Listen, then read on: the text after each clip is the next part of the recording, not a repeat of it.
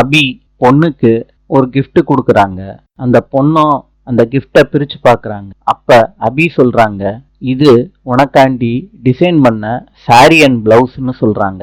அந்த கல்யாண பொண்ணு ஆசையா வாங்கிக்கிறாங்க அபி கிட்ட இருந்து. கல்யாண பொண்ணோட அம்மா ரூமுக்குள்ள போய் எடுக்க போறாங்க.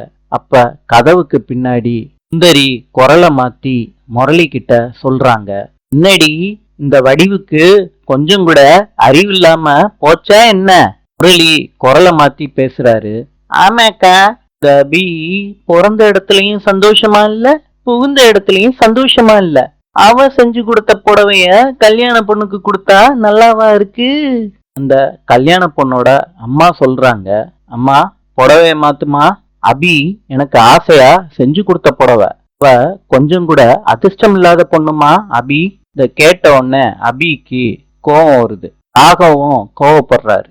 சொல்றாரு, அபிய பத்தி உங்களுக்கு என்ன தெரியும்? அபிய பத்தி பேசுறதுக்கு உங்களுக்கு எந்த உரிமை இருக்கு? அபி என்னோட மனைவி அப்படின்னு ராகவ் சொல்றாரு. அபிய பக்கத்துல நிக்க வைக்கிறாரு. அபி ராகவ பாக்குறாங்க.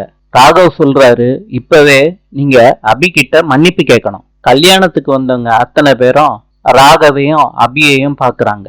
நாளை சந்திப்போம்.